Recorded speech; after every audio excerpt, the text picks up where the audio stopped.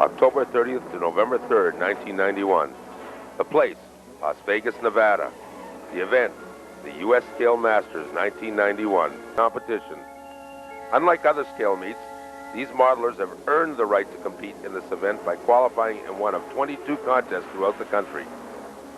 Under the watchful supervision of Harris Lee, the Scale Masters, in its 12 years, has reached heights of scale realism and competition beyond any other contest in this country. Step by step. So let's get on with the show and find out who the winners are.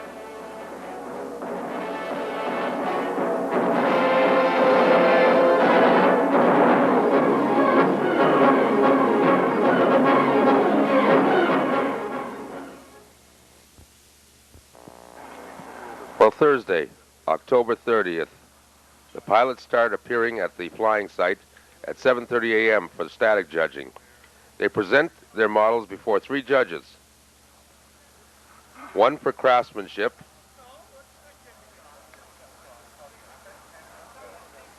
and here you see Roger Young's C-47 being judged for craftsmanship.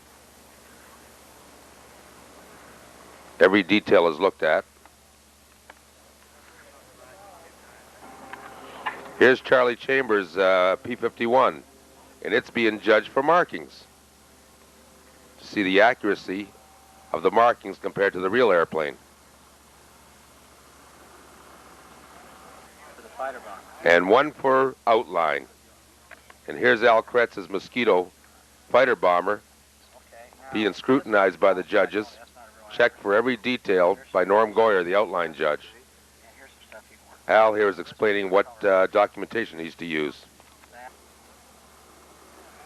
And here's Roger Young's C-47 being checked for markings. Every angle is checked. Top angle, side views, rear views.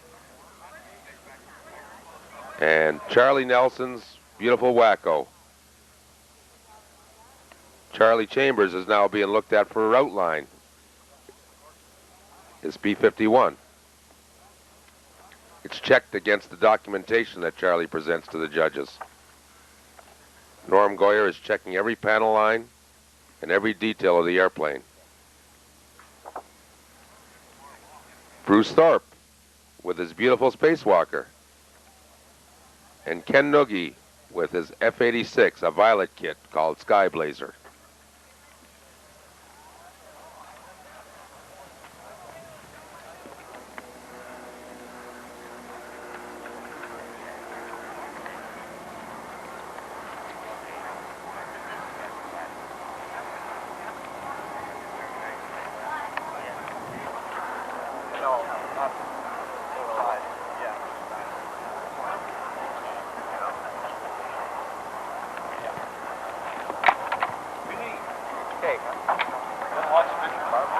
The airplanes are lined up, one by one.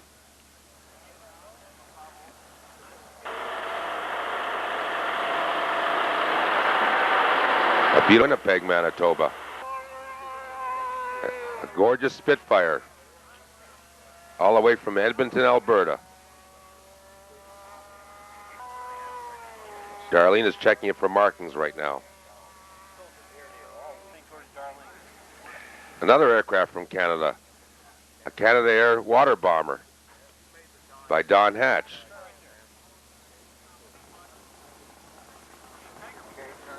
A Japanese Kate.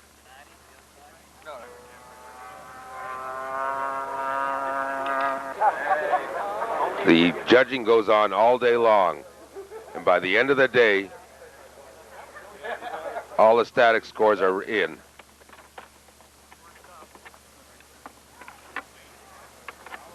You notice that the static props are put on these aircraft before they're judged. These are not the flying props.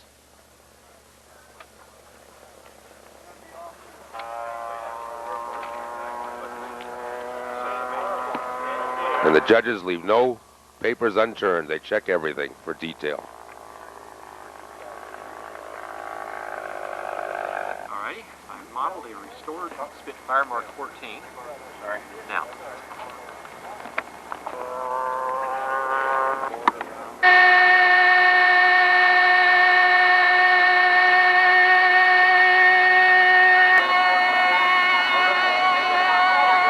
Friday, November 1st.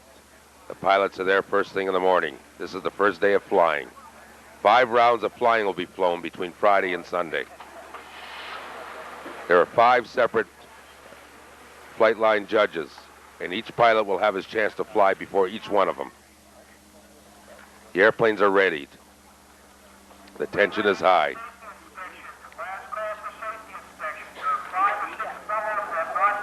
Corbin Miller is getting his beautiful Globe Swift ready for the air. Corbin, can you put them into your fueling probe? All you have to do is take the thing out of the... You got it in your hand. And there's Doc McCauley from Tampa, Florida, getting his beautiful P-47 ready. Pilots share any equipment or any parts needed. The camaraderie is high. Checking their engines for one last time to make sure everything is set up.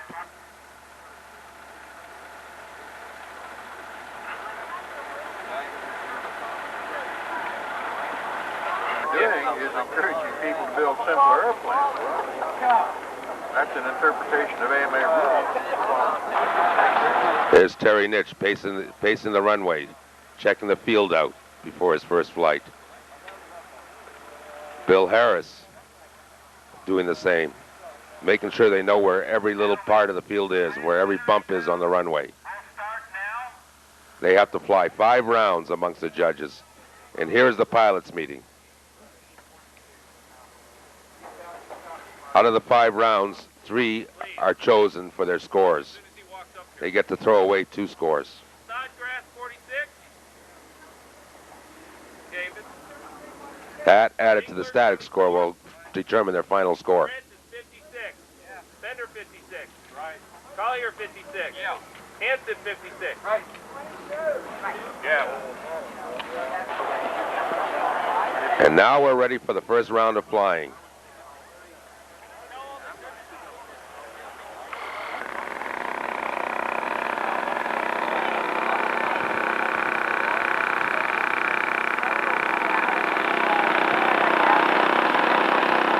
And here's Bob Francis, the first one up on Friday, with his beautiful Islander. Getting ready for takeoff. Adds the power. And he's airborne.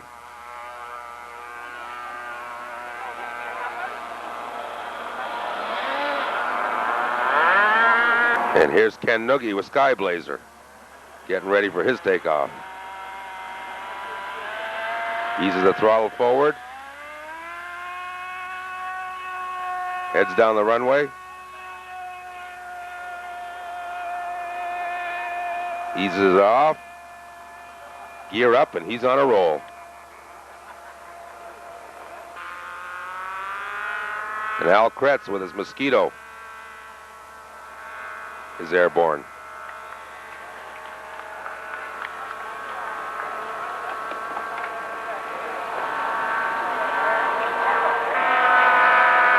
And here comes Wild Bill Harris from St. Louis, Missouri, with his beautiful violet F-86, going up for his first flight.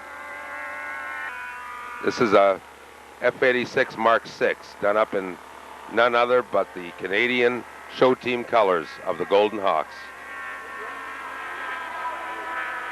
Bill scored a 92 static score with this airplane, just to show his craftsmanship.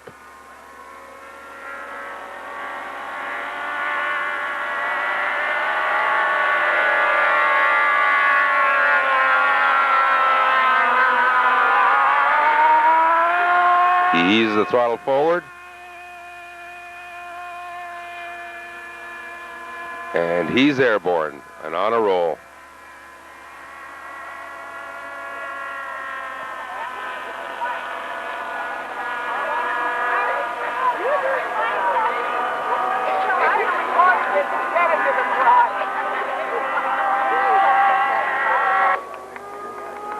Well, now Bruce Bender is going to tell us a little bit about his gorgeous Spitfire.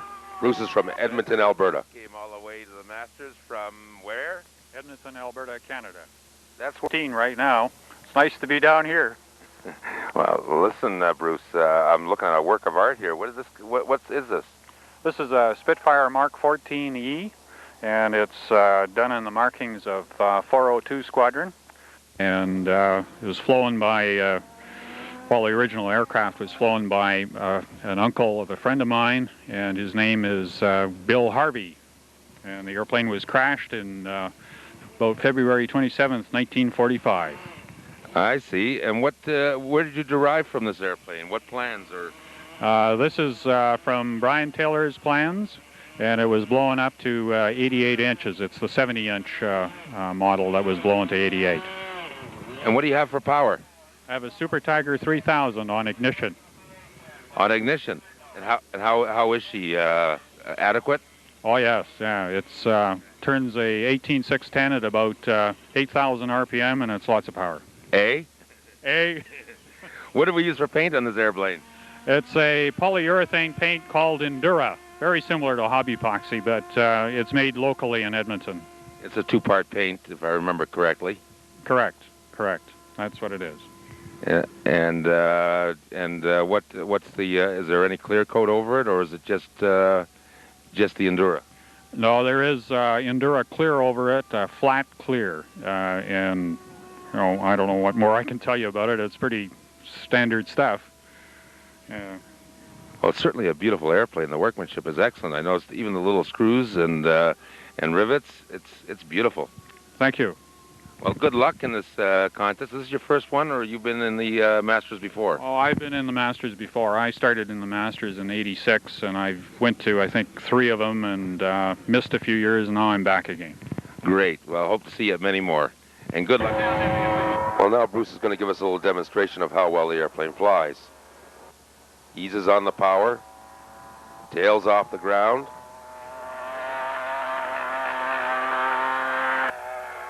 Gear up, and we're on a roll.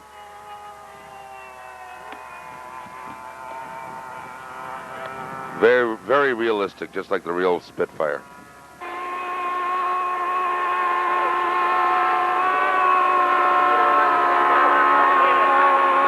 Just look at that silhouette in the air. That elliptical wing really gives you a strange sensation.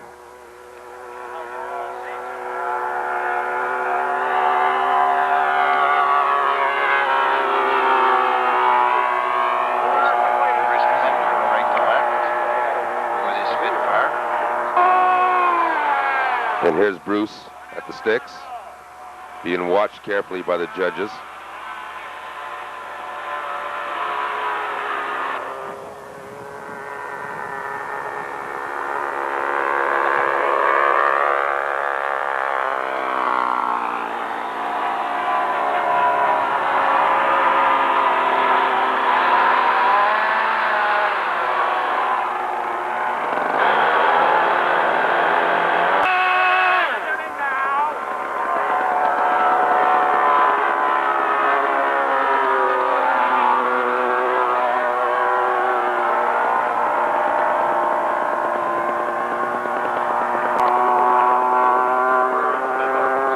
Spitfire is no easy warbird to fly, but Bruce is doing a great job of it.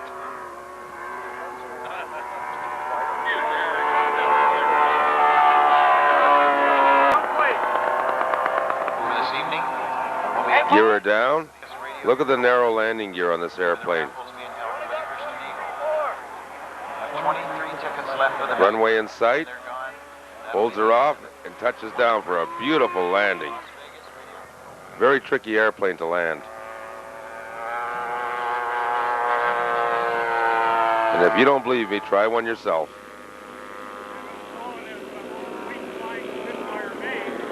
Love it. Willits, California. And here's Dean Lovett. The Yucca Prop Busters. This aircraft is the Northrop Gamma 2V. Dean Lovett is flying a Northrop Gamut. This is the Lincoln Ellsworth Polar Star. Modeled after Lincoln Ellsworth's Polar Star, which made its heroic trans-Antarctic flight in 1935. It's kind of unique how the ailerons work on this. They were referred to back then as park benches. And he's airborne. This airplane is being powered by an OS-160 twin. That's a 4-stroke engine. Seems to have ample power for this airplane.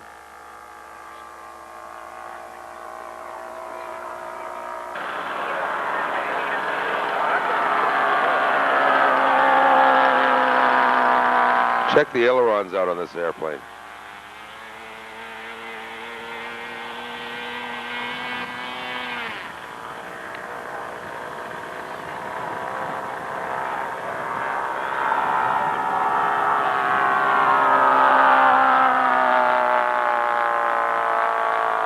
Notice how they're raised off the wing. And here he comes in for final. Or no, it's just a low pass.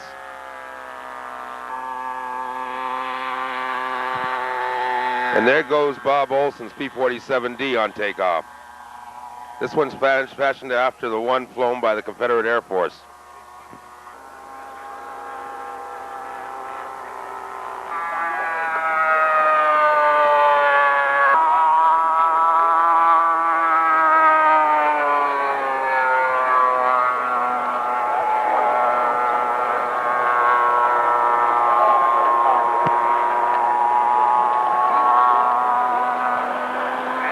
And here's Dean Lovett on final. And a beautiful touchdown.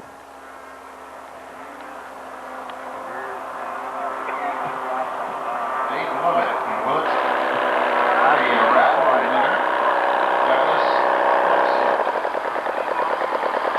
You want to go to Las Vegas Radio Control.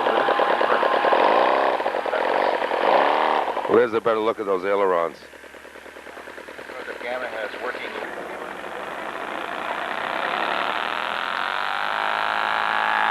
And there goes Dick Hansen. He's flying an Albatross. It's built from a Proctor kit.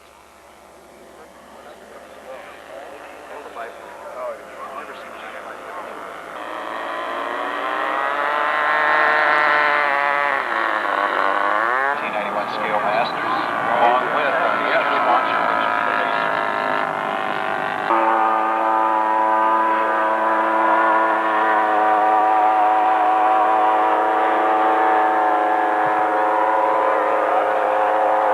pretty yellow and red twin on the runway is being flown by Don Hatch.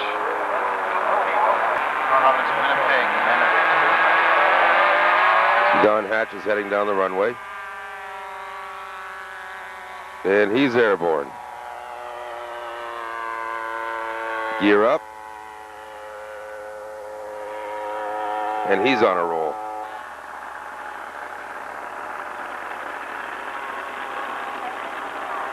Jerry's from Winnipeg. Right? Way up in the far north. What's that, the 52nd state? About that. A lot of people would like that, I think.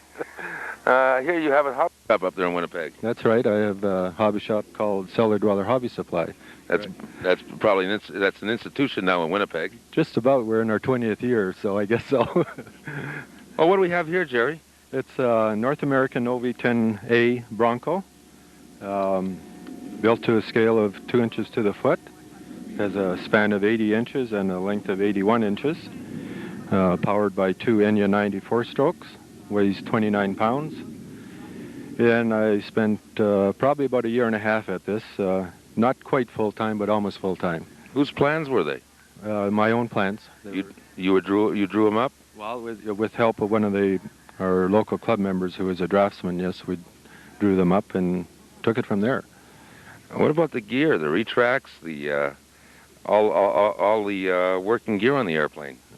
Because it's such a unique landing gear, everything had to be machined. It took us about 3 months to machine the retract system. It's a trailing link style landing gear, so there wasn't anything on the commercial market that you could even modify to use in this, so it had to be completely hand-built. Well, what did you use for a finish on the airplane? It's hobby epoxy. It's painted in hobby epoxy, but the actual finish is 10 thou Sig aeroplastic, with all the rivets punched in from the backside first with a center-loaded punch, and then flipped over, and each one is set with a piece of brass tube, so you get that slight indentation. So that's what we do on those cold winter nights in Winnipeg. That's right, cold winter nights and most of this past summer too, unfortunately. I see. What is modeling like up in Winnipeg? It's very active. We have a couple fairly large clubs and a fair amount of scale activity. There's a number of up-and-coming scale builders, so hopefully in future Scale Master we'll see some new faces here from Winnipeg. Well, that would be great to see them competing in this event. And what does the airplane weigh, Jerry? 29 pounds. About 4 pounds over what I had initially hoped for, but it flies good at that weight. It's got 1,200 square inches, so and a very efficient airfoil, so it handles the weight. I see. Is there any future plans for releasing plans for the airplane? I haven't even thought about that yet. But when the calls start coming in, we'll think about it then. Well, I guess maybe we might have to, yes. Well, it was nice seeing you, Jerry, again, and hope to see you at future events down here, and good luck. Well, Jerry won one of the best awards that a modeler could ask for. He got Pilot's Choice, judged by his own peers.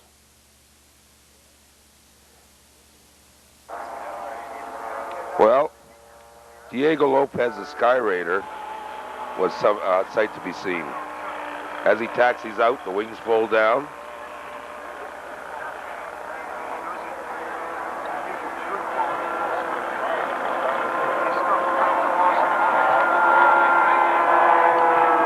This one's done up in the Air Force colors from the Vietnam era.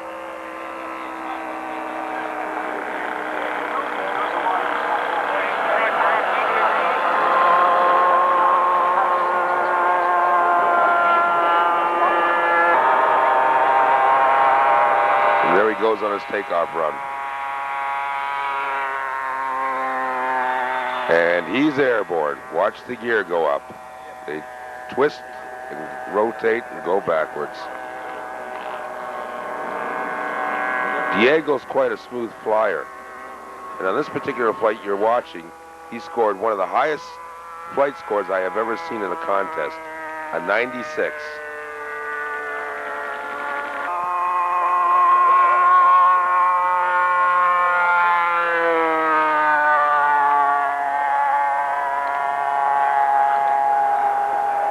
One thing about the Scale Masters, you certainly see a lot of beautiful models there. Ones you'd think that would be hangar queens. But yet when you look to the skies and see them airborne, it's a sight to be seen. Realism is a big thing in the flight scoring. And here comes Diego on approach.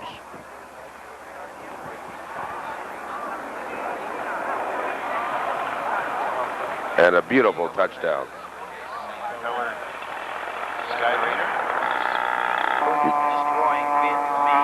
Here's Dave Papes. Here's Dave Pape from Edmonton, Alberta. Thank you very much. Good luck to you. Dave's got a Kinner Sport with a homemade radial engine and a homemade radio.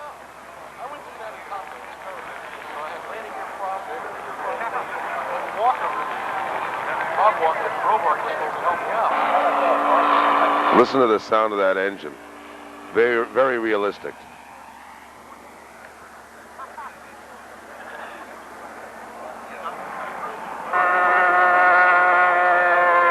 I mean, these pilots and builders certainly put a lot of effort into these airplanes.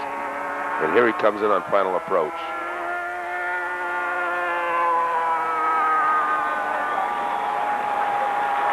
And a beautiful touchdown.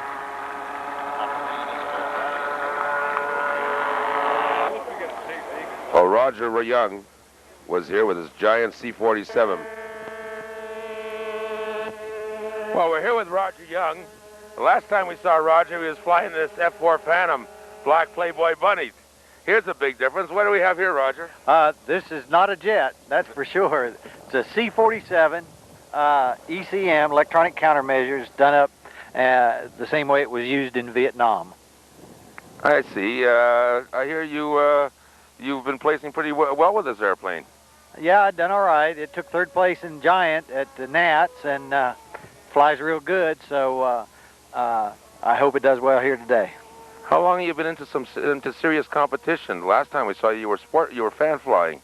Well, I've always dabbled into competition, but not generally in scale. It was more in pattern, and I just like the opportunities available in scale to try different aircraft instead of being locked in on one, so I just decided to dabble in it a little. What do we have for power in this C-47? Okay, airplane weighs 46 pounds, and it's powered with two Enya twin V240 4 cycles. They swing a 16/8 three-bladed prop, has Robart retracts, has RAM lighting system. The landing lights and navigation lights are all functional. Of course, has flaps and painted with automotive base coat, clear coat colors mixed to the federal specs, and use some airloft markings for the markings on it. So what are we going to do? We're going to see you in the scale circuit more often now?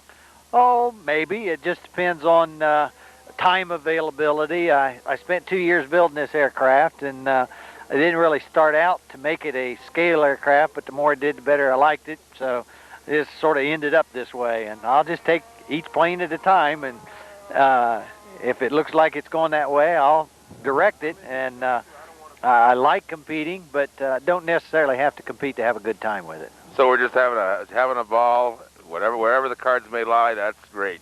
That's right. Not going to take this real serious. How did we get it all the way out here from South Carolina to Vegas?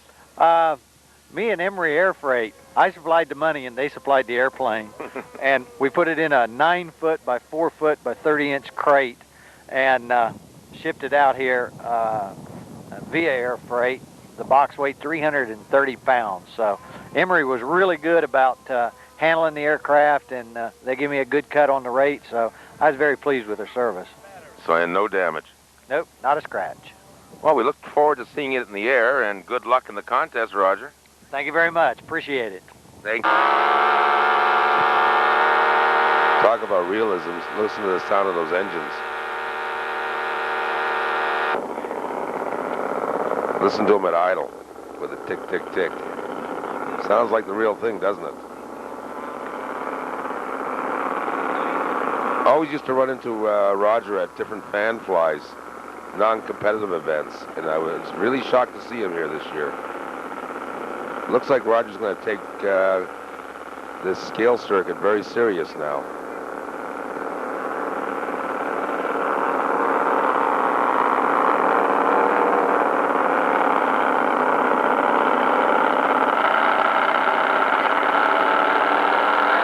Here he is easing the throttles forward. Look at the tail, how quick it comes up. And watch how straight he holds her down the runway. And he's airborne. Roger's a very smooth flyer. I was amazed how well he used to perform at the fan flies with a F-4 Phantom done up in the black Playboy money colors. That was a Tom Cook Phantom, the twin-engine one. And he flies that C-47 the same way. Very smooth and realistic on the sticks.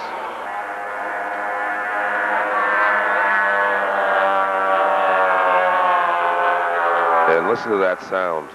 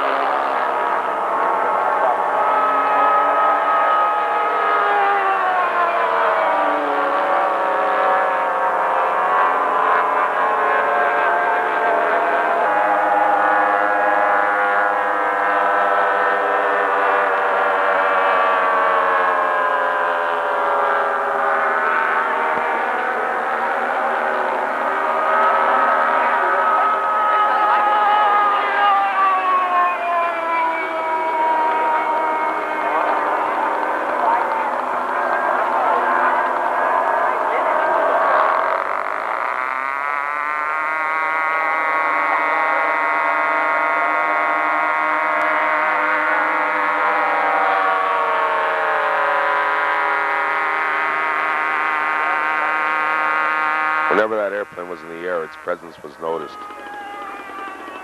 And here he comes around on final, gear down, dragging in with some flap, coming in over the threshold, adds a little power, and right down the center line. Look at the way he holds that tail up. Tail still up, just touches it down beautifully. As I said, Roger's very smooth on the sticks.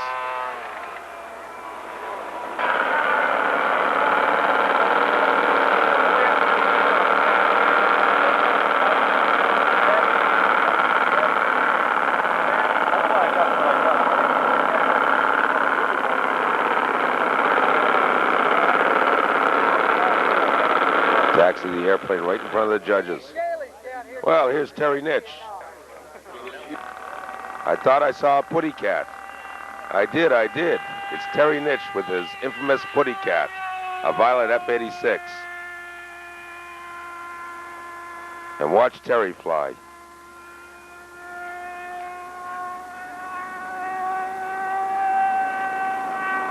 Terry's done quite well with this airplane this year. If you watch his flying, you'll see why. He placed second in Top Gun, first at the Nats, and now he's here at the Masters.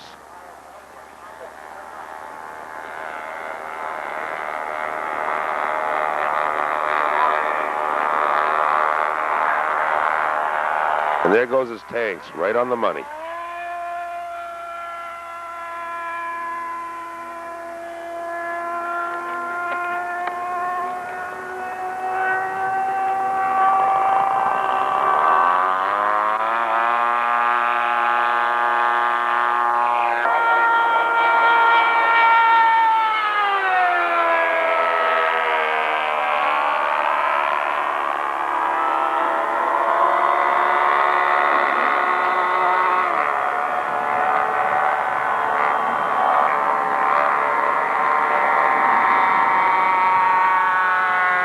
And watch the slow roll. As if he was on rails.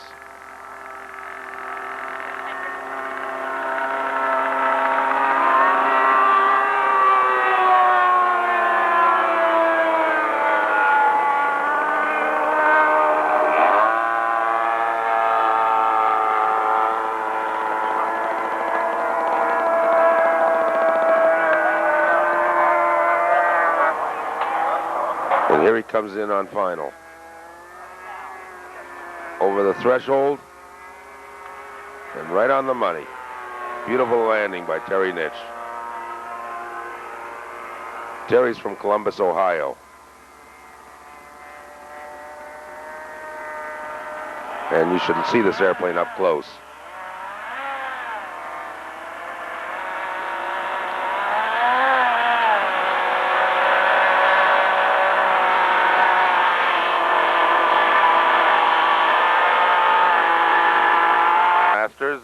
Better known as the Flying Cowboy? Well, yeah, that's what they've called me over the years. It's been a while since they've called me that. It's been a few years since I've competed. So, How many years have you won this event? I won it 3 times. The first one in 1980, 1982, and 1985. That's quite a record. Well, yeah, it's I'm certainly happy with it. I wish I could get back in here and compete some more, and probably in another couple of years I will when I build another airplane. I see they got you out there judging. Yeah, well, I've done that now for about 3 years straight here at the Masters, and helped make one of the qualifiers in Phoenix happen too for the last couple of years. So I enjoy it. And well, I heard what made you famous was being able to put a bomb right down a chimney. Well, yeah, that took a little while to manage that, but yeah, after a number of years, it became almost like falling off a log. But yeah, it was a unique maneuver, and I'll still try and do it in the future when I get another plane built. That was with the infamous Dauntless. Oh, you bet. Yeah, that's my plane, I guess. So you've been here for how many years have you been at this contest? Well, I've either competed or been a judge here ever since the Masters started. So that of course would have been since 1980. So I competed all the way through about 88 before I lost my Dauntless of 10+ years life, and I'll be back. What do you think of the quality of the airplanes this year? Oh, of course, it keeps getting better and better each year. It's and so does the flying. I think the flying in particular has really improved a lot in the last 5 years. So you had a tough time this year judging? Oh yeah, oh absolutely. Still, there's more spread in flight scores than you see in static, and that's still for good reason. There's a lot of newcomers that occasionally get in, or people that aren't quite familiar with what's required in flying in regards to the overall realism effect of the flight, which takes a second sense rather than just a pattern type skill. Well, if you could say one thing to encourage other people to get into scale, what would it be? Well, certainly I think the thing that most people are after in scale is just to recreate an image effect of something realistic and have the thrill that goes along with achieving that. And believe me, it's as much pressure up there on you once you put many hundreds, if not thousands of hours into an airplane to go up there and fly it, and perhaps just as much thrill as a consequence of that pressure, so to speak. And of course, risk factors that go along with it. That's what makes it exciting. You're right, but it seems that everybody's got a smile on their faces and everybody's happy here. That's right. Well, the pleasant thing about all this is you see fewer and fewer people crashing, you know, year after year, and it's the percentages are way down and the success rate's very high now. So that's the encouraging thing. Well, Kent, it was nice seeing you, and hope to see you at many more of these events. Oh, I'm sure you will.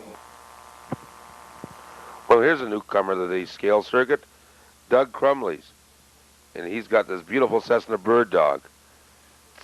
It's got a 4-cylinder OS engine in it, and he put a dummy cylinder in to make it look more realistic. And look at the climb out, just like the real one.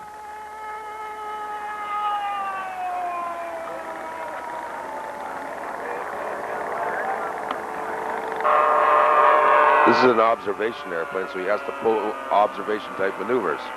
And watch the low passes he makes with this plane.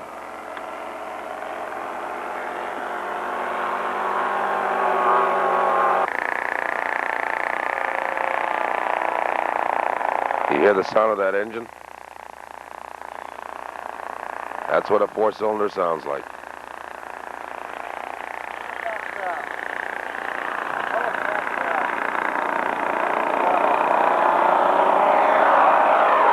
There's a slow flyby just over the runway with the flaps dragging. And here he comes in for a landing.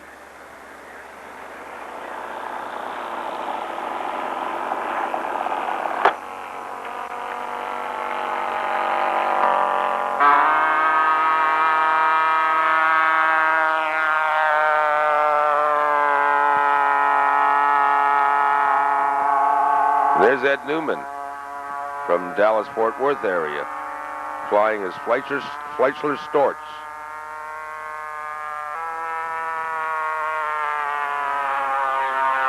This was a German observation airplane during the World War II era.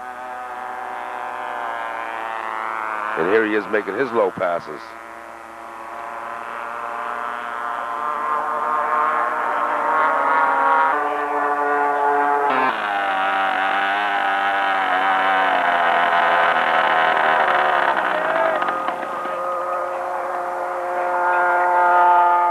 We have a little zero in trouble here. One gear wouldn't come down.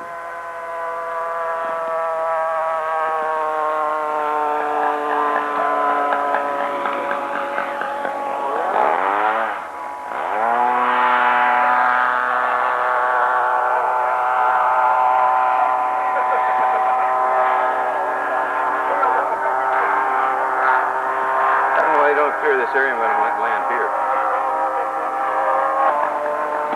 That way. And here he comes in, touches down beautifully. Give him a hand.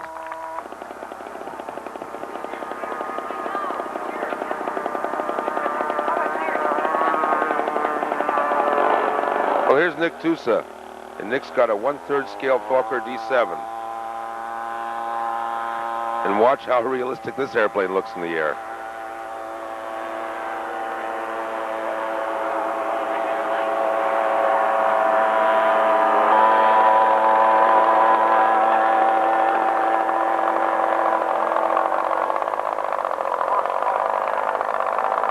The camouflage scheme on this airplane must have taken him hours and hours to do. It's that multicolored paint scheme that he had to do each one separately. Notice the way he dropped his nose before going into a loop? Lowered his nose to pick up airspeed and then pulled her up over the top.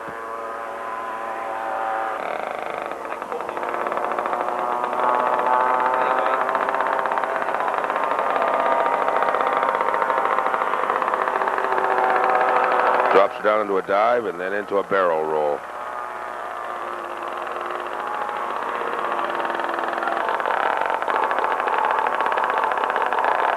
Hey, Chuck, how come you're not at the crap tables? Oh, you're out flying.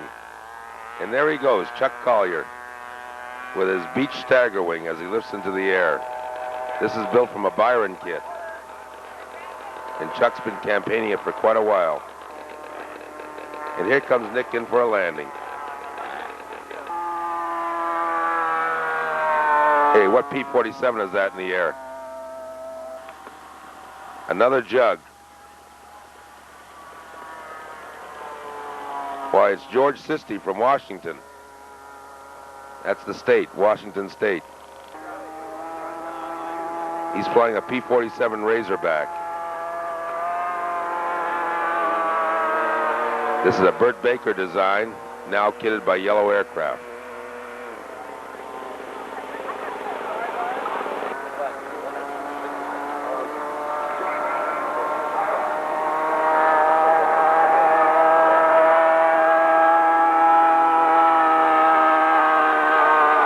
And what a beautiful low pass.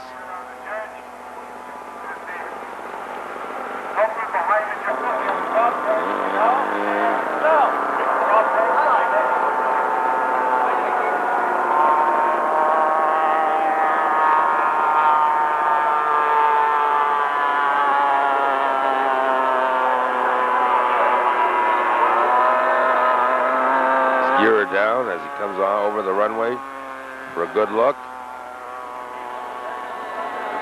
Precautionary pass.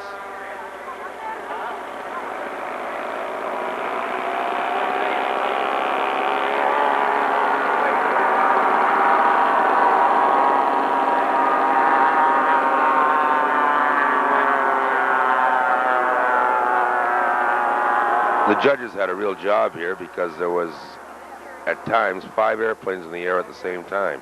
All flight lines were going. And here comes George in for a landing.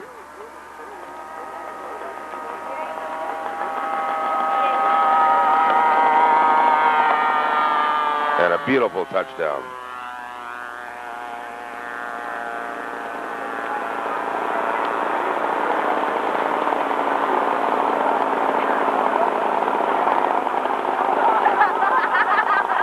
You're facing RC scale modeling. Charlie won the Masters last year with this airplane of his, Big Beautiful Doll. How's it going this year, Charlie?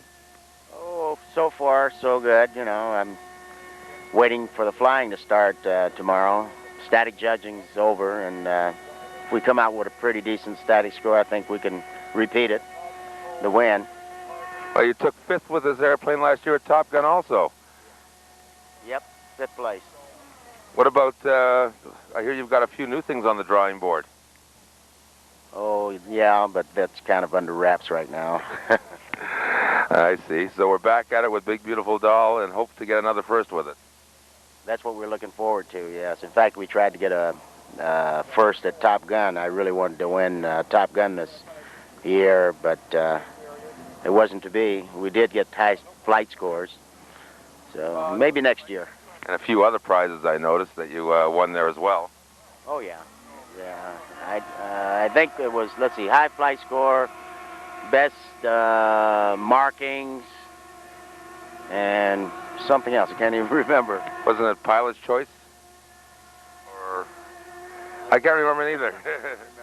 It was about 3 awards. In 5th place.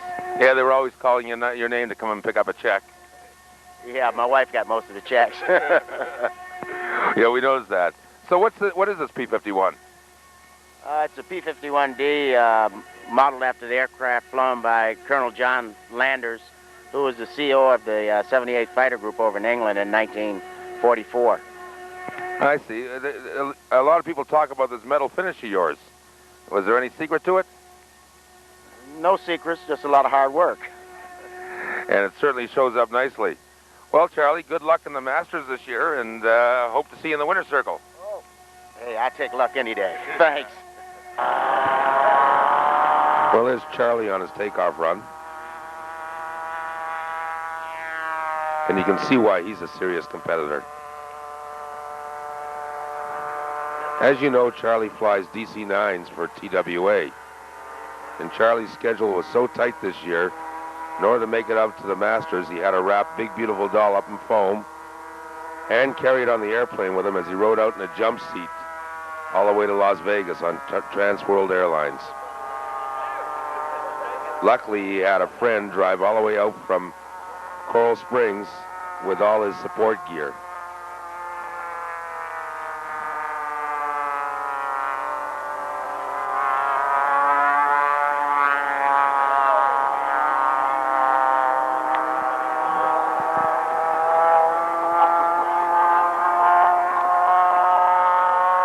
Listen to that Moki up in the front there. That engine really turns on. And look at how smooth Charlie is on the sticks.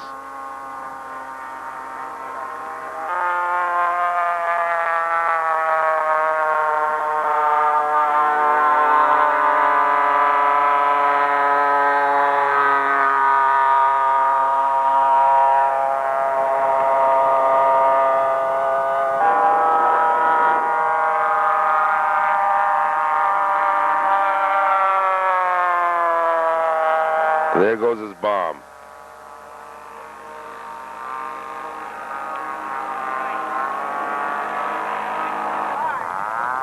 Well, here's a Messerschmitt that was looking for a place to crash after battling it out with Charlie. Is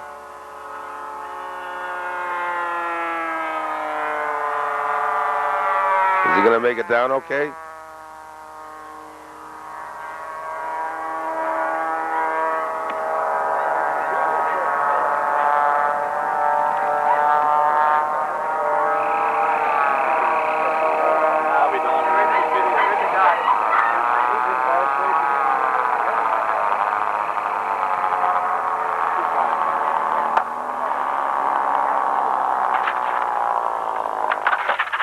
Well, I guess Charlie adds another little combat victory to the side of his airplane. All kidding aside, though, here comes Charlie in for a landing with the P-51 Big Beautiful Doll. And look at the way he touches her down, keeps the tail up. Another beautiful landing by Charlie Chambers.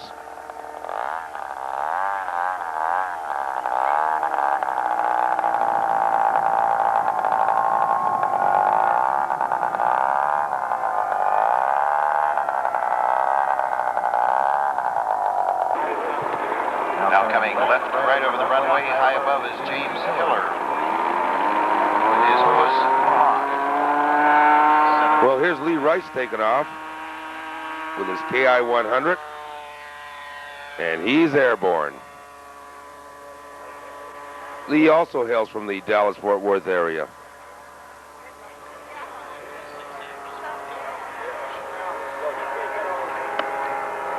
Watch him on the sticks, he's quite smooth.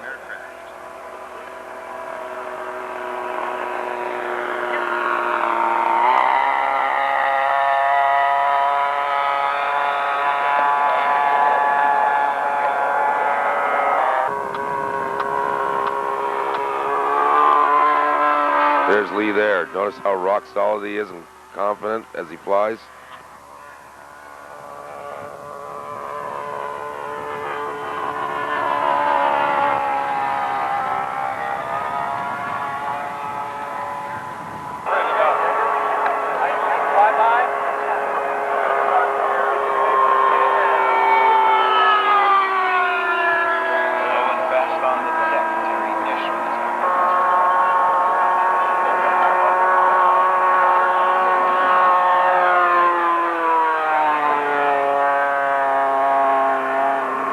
There goes his gear down.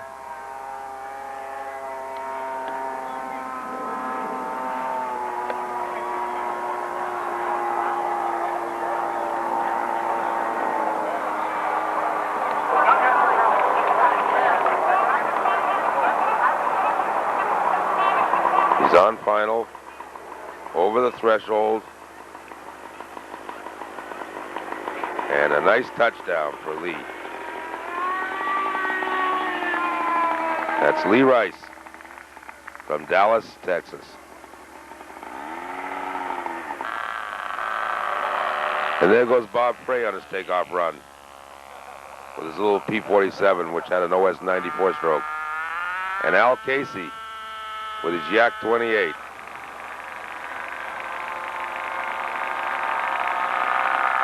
And here he comes in for a landing.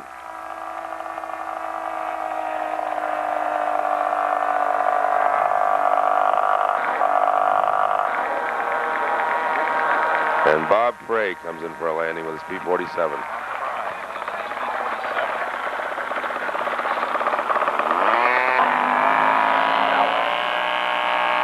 Well, here's Earl Thompson with his beautiful Gloucester Gladiator. Earl got top static score with this airplane. It was a real beaut, powered with an Enya 240 V twin. Now it's time for the halftime show.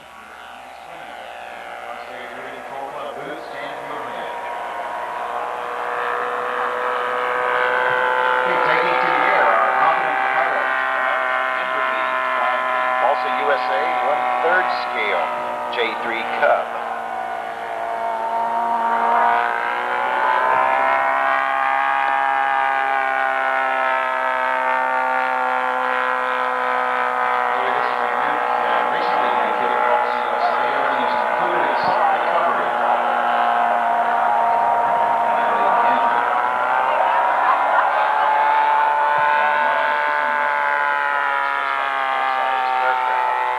Videotaping this with a broadcast camera, and I got to tell you, when we played it back, I could not tell this from the real aircraft.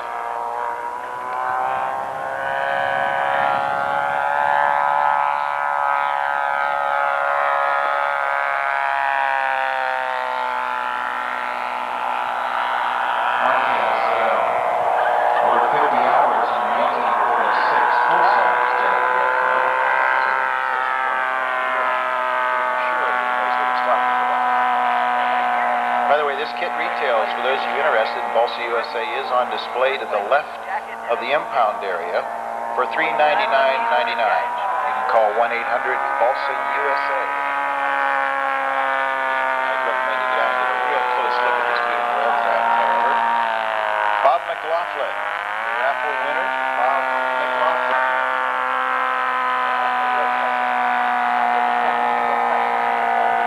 Up over the kick the rudder. You can see that rudder working from here. A lot of barn door effect, as we would say.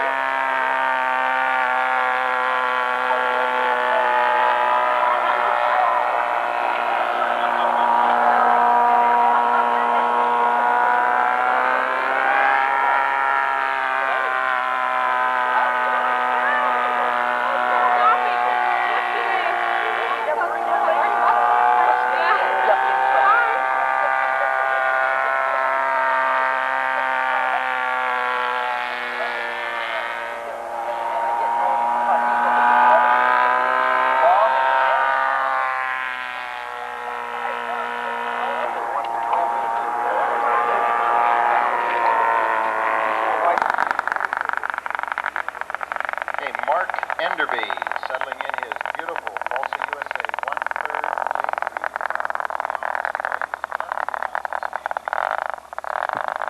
J3. And doesn't that airplane look realistic? What a beautiful job Mark did of flying it.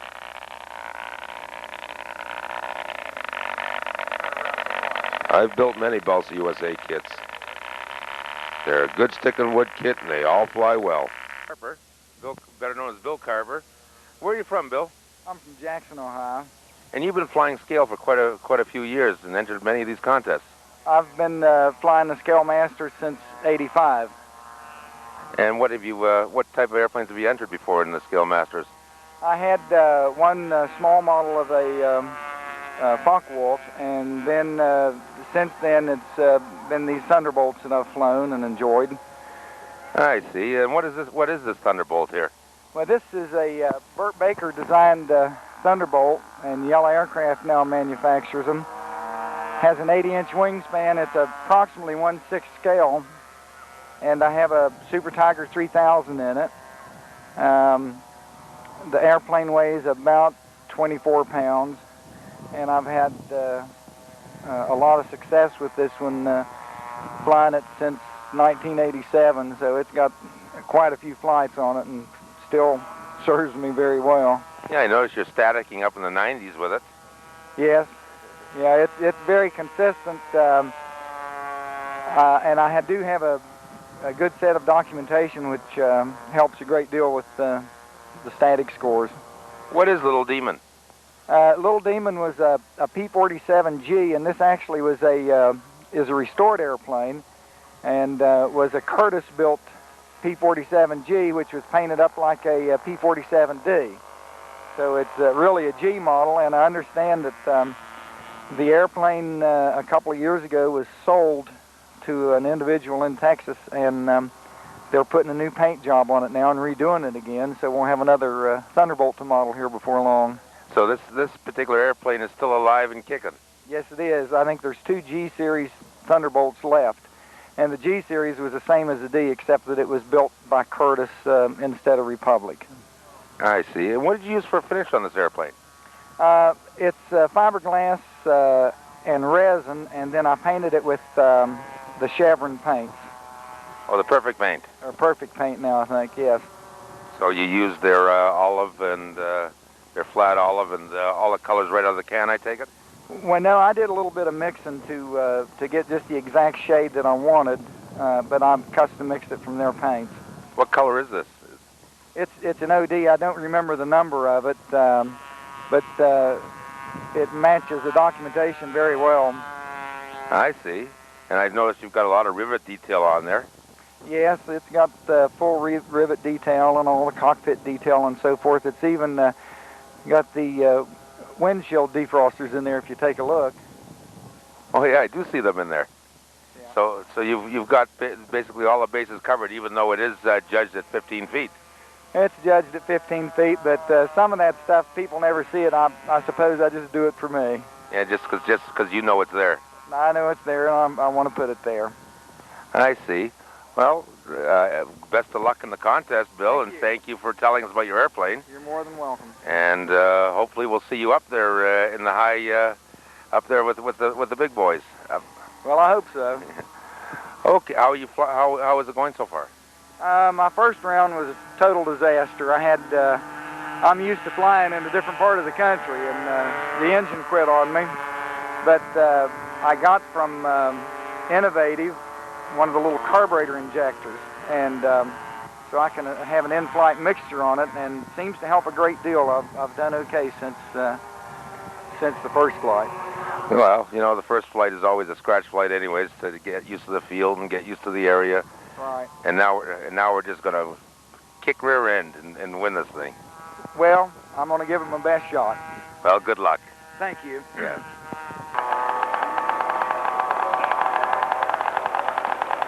And here's Bill Carper getting ready for his takeoff run. Adds the power, tail comes up, and Little Demon's airborne. Gear up, and he's on a roll.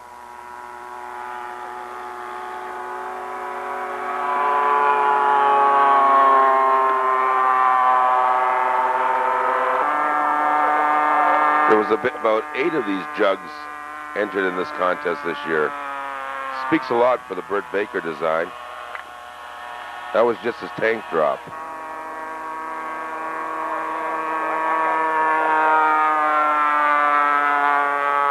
And a roll.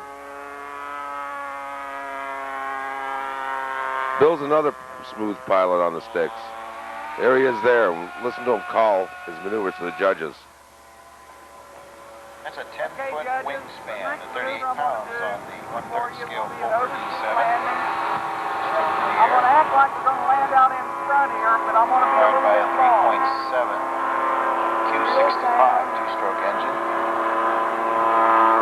He's got a lot of airplane in the air there. Look at how calm he is. And there's another roll.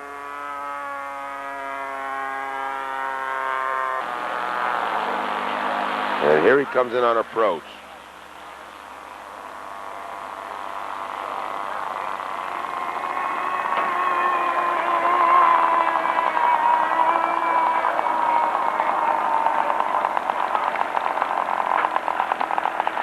And a beautiful landing by Bill Carper.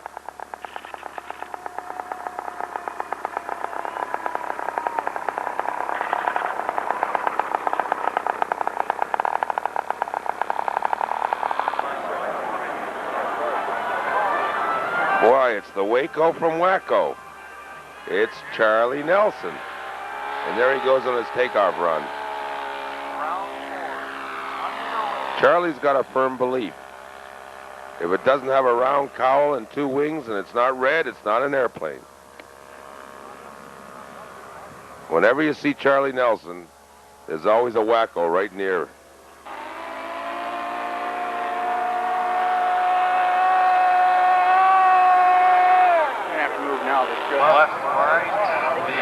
Charlie's a very serious contender with this airplane.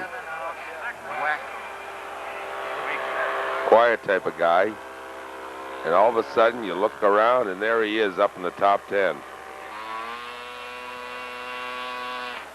He's been flying this airplane for a few years. He's quite confident with it.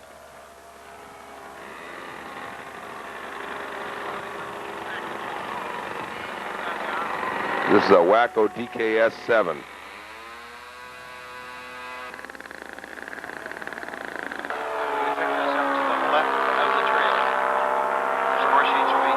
It's even equipped with retractable landing light.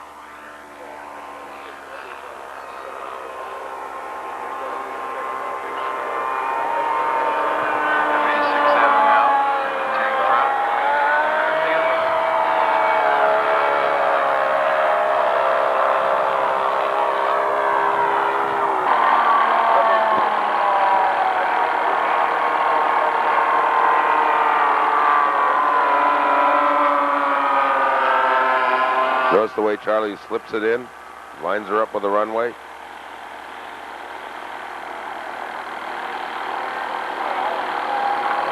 Oh, we missed that time, Charlie. But he very rarely misses.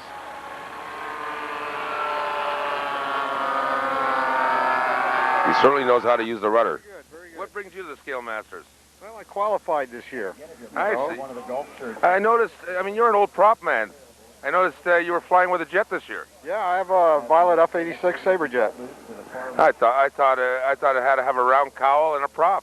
No, the ducted fan is putting a little more, what do they say, excitement back into it again, into the hobby for me. Yeah. I hear you're one of the originators of this contest. Yes, years ago, there was 4 or 5 guys that got together and thought it would be a good idea to try to find the ultimate contest for the scale modelers. And it's worked out very well. Harris Lee has taken the ball and run with it, and it's a great contest right now. How many years was that? About 12 years ago, if I remember right. 12, 13 years ago. And as soon as someone mentioned ultimate scale, your ears opened right up. Right. Anyways, it was nice seeing you here, Jerry, and hope to see you at many more. Thank you. Thank you very much. Well, we're here with another familiar scale face, Shailesh Patel. Where are you from, Shailesh? Eureka, California. And how long have you been competing in scale? Oh, at least 12 years or so. So have you made, I guess you've made most of the Masters. Yes, pretty much all of them. And every year it's something different for you, I take it. Yeah, it's always different. Well, I mean, before this ducted fan, what was it? Well, it was mostly warbirds before I got into that, you know, P-47s, Corsairs, FWs. Yeah, I noticed a few of your airplanes were published in different magazines. Like you had a Corsair one year. It was done up from a Holman. It was a Holman kit. Yes, it was a Holman plans, and it was completely scratch built. And you had a Tartan twin in it, I believe. And it was a real good combination, and it was one of the first big airplanes that appeared at, you know, at the contest circuit. Yeah, I can remember that. It was about 6 years ago in the RC Scale Modeler. There was a little article with you with the airplane. Yes, I did an article because they were so impressed with the aircraft that they figured, you know, it'd be good for most of the readers that want to know about getting into the larger scale aircrafts. Now it looks like you got the need for speed. You've gone into the ducted fans. What do we have here, Shalish? Well, here we have a Tom Cook F4 Phantom, and the jets are a different thrill. It's a lot of work, but it's different from flying, you know, regular airplanes. And I guess sooner or later, everybody has to try it once, you know. I see. What do you have in it for power? I have Dynamax fans, two OS-91s on tuned pipes, and basically the aircraft is in the Vietnam camouflage color scheme.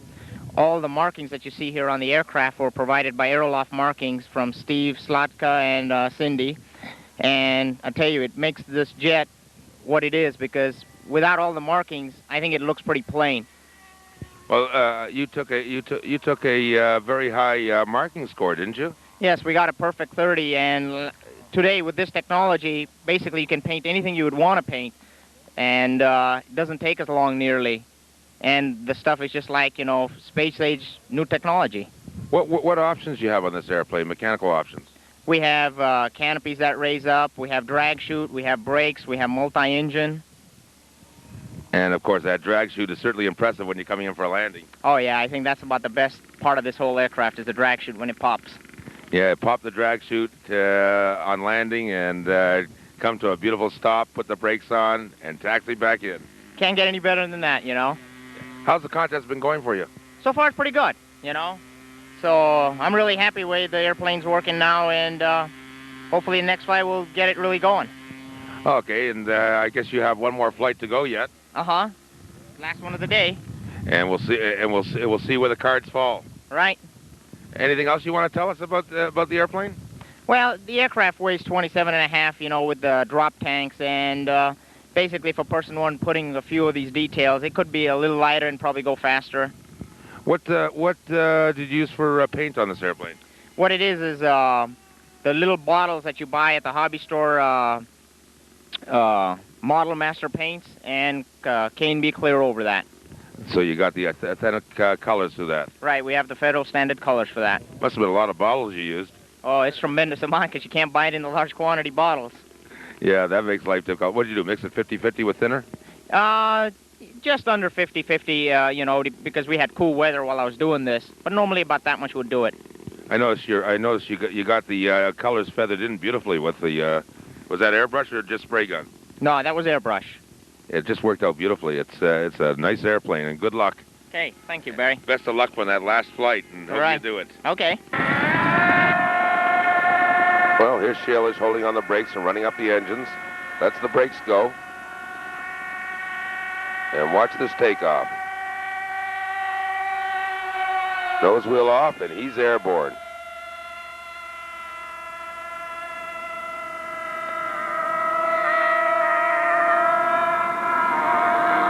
Despite the engine troubles that Shalish had, he still kept that airplane flying well. He was doing a remarkable job with it in the air.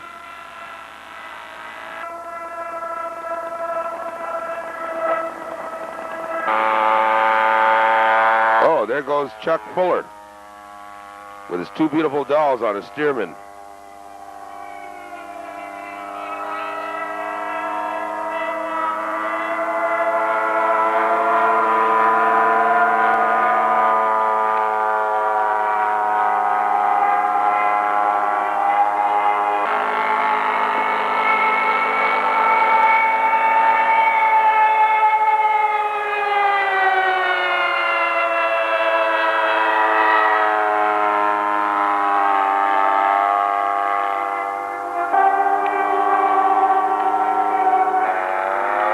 Here comes Shalish in for a landing. Watch the drag chute. Nice show, Shalish.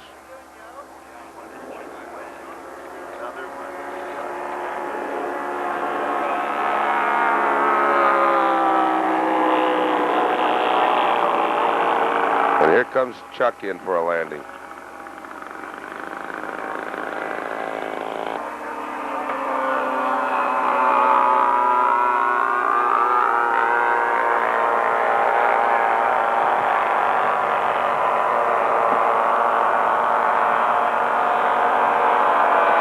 Kent Noogie touches down with Sky Blazer.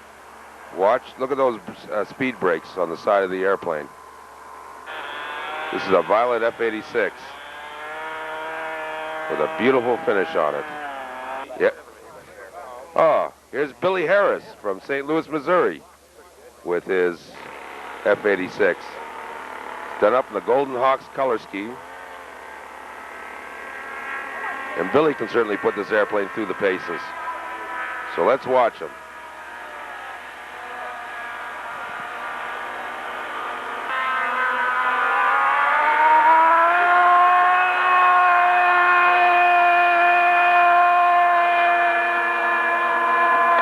And he's airborne.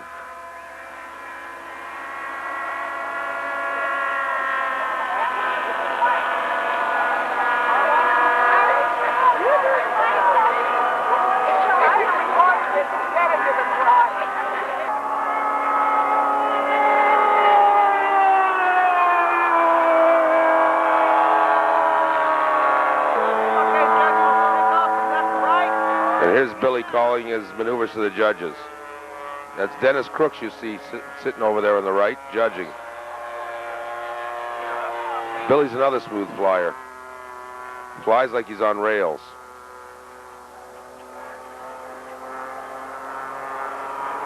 And there's his tank drop.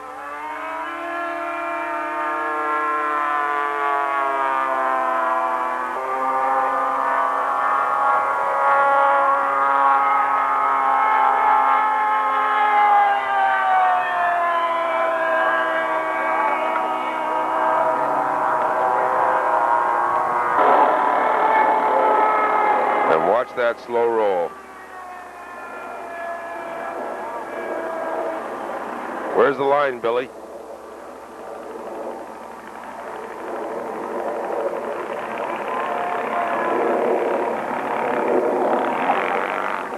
Bill McCauley from Tampa, Florida. And we're in front of his beautiful P-47 Jug. Can you tell us a bit about it, Bill? Okay, it's a P-47. Burt Baker designed this kit way back in the early 80s. It's an 80-inch wingspan, weighs 24 pounds. We're powering with a Weber Bully and flying with Futaba 9 VAP. We've marked it like the 78 Fighter Group, the 84th Fighter Squadron, the 8th Air Force during England 1944. The invasion stripes that you see here are depicted for that particular invasion at Normandy, June 6, 1944. I see. And have you entered this in any contest before? Yes, we flew it at the Sawgrass, where we. No, I don't believe I did fly it then because it was the P-40. We lost an airplane, but we qualified with another one, and we're flying this one. I've flown this one at Dolphin one time, and it did pretty good there, so we thought maybe we'd try to scare somebody at the Masters with it. I see. This airplane's unusual for you. You're usually flying something like a Focke-Wulf or a Bearcat. Sometimes World War II heavy metal is the way to go, I think. If it doesn't have guns and it ain't round, it's not reliable. a good old theory. You also run a very successful Scale Master qualifying contest. It's been on for many years, called King Orange. That's right. I'll tell you a little bit about that. We usually have that in June, sometimes late May. This year maybe late May, early June. We qualify some of the fellows that come out here. Generally, about 25 to 45 airplanes show up at that contest. This year we had a heavy load. We had 46 or 7 airplanes, and it was a full-time job getting all that done. So I sort of feel good that I'm sort of part of the reason that this thing goes on by helping running one of those qualifiers. Well, we've covered that contest before, and one thing we noticed, you get a lot of heavy metal there. And I mean real heavy metal. Is there a reason? Well, I think it's just the guys that live in that area all seem to like that. In fact, someone mentioned last time we were there that it looked like a mini Masters because we had 6 or 8 of the guys that usually always show up here were at that contest, and yours truly included, because we're all trying to qualify to come out here and have fun here. Well, Bill, what do you have to say about someone that wants to get in the scale and get to this caliber here? I mean, is there anything they should worry about, or is it just open? It's open. You just got to press hard. you got to get involved with it, and you can't be afraid to spend money because it sure eats it up. And you can't be afraid to wreck them because you're going to do it. Even the guys that are flying now, I think we've lost 6 or 7 airplanes today. These things are very complex, and any little bitty thing that you do not look after can become to major and disastrous proportions within seconds. So you have to really be after it. But if you love it, go for it because it's the most fun on earth. Well, I noticed you've got a protege back in Tampa that's only been flying for 4 years, and you've got him into this type of quality already. That's true. In fact, we have 2. Fellow's name is Joe Denicola and Russ Lepre. Joe happens to be a retired policeman from the New York City Department. I think he was detective there. And he told me, Bill, says, I really want to be a Scale Masters winner. So we're tutoring him, and he's coming along. In fact, I got to stop telling him what I know because I'm going to have to compete against him, and it's just getting to be tough right now. Well, it's great to see that you're really promoting the sport and getting other people into it, and you know, they should just feel free to try it, and maybe they'll compete someday also. That's true, and then I'm proud to be part of it. Thank you. Well, thank you very much, Doc, and you really run a wonderful contest. You make everyone feel like they're wanted, and keep up the good work. Thank you, and I'd like to invite everybody to come. And that's King Orange in Tampa, Florida, or Odessa, Florida. You can say Tampa because it's the Tampa area. That'll be 1992, probably the first weekend in June. And I do recommend they all attend to find out what a good qualifying contest is.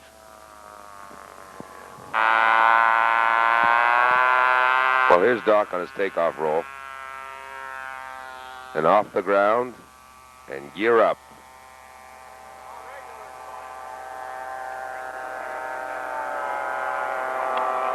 Why we call him Doc? Well, when he's not flying, he's a dentist. Or is it the other way around? He's a dentist when he's not flying, or is he a dentist full-time and a flyer part-time?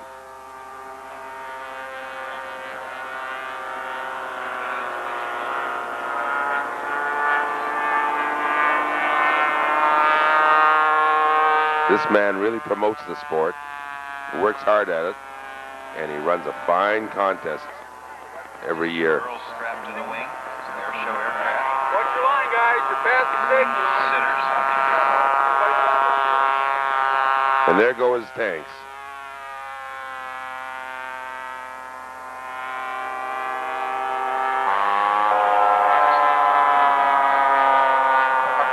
This is brand new again. I believe this is his first contest with this aircraft.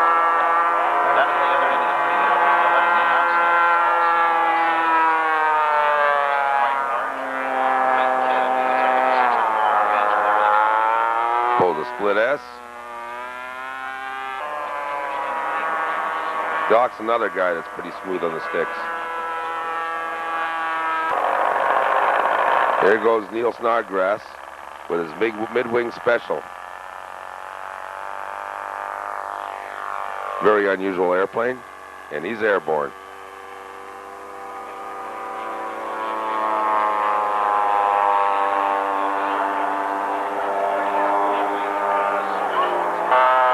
And there's Doc in for a landing.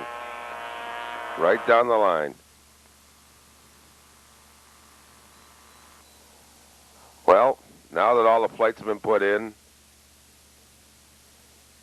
and the judges are tallying up their score, and the last airplanes have landed, and the competition comes to an end. We put the planes away for another year. And it's time to give away the prizes. And there's Harris Lee himself. The man runs a fantastic contest. Well, number 11. And that went... Number 10 was Ken Noogie.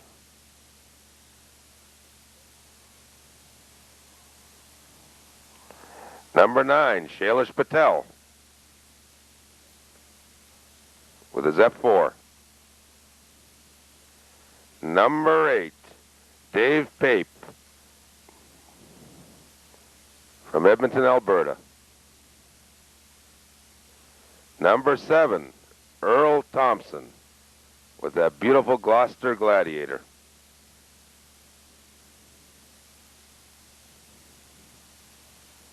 Number 6, Chuck Fuller with that beautiful Streamer Bipe with the 2 dolls on the wing. Number 5, Bill Carper with that beautiful P-47.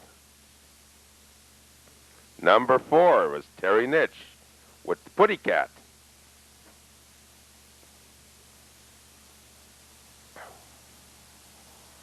Number 3, that's good old Charlie Chambers flying Big Beautiful Doll.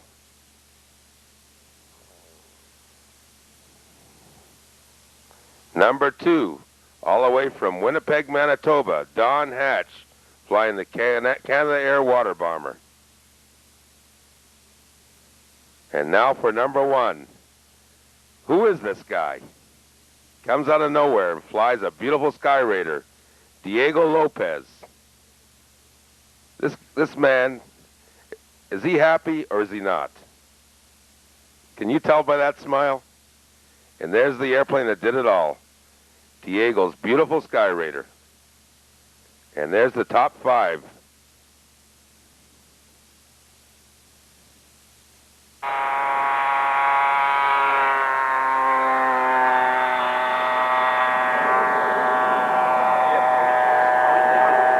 At this time, we wish to thank the Las Vegas Radio Control Club for running such a beautiful event. And we do recommend you come to it next year because it is one fantastic time. Thank you, Harris Lee, and keep up the good work. We need you.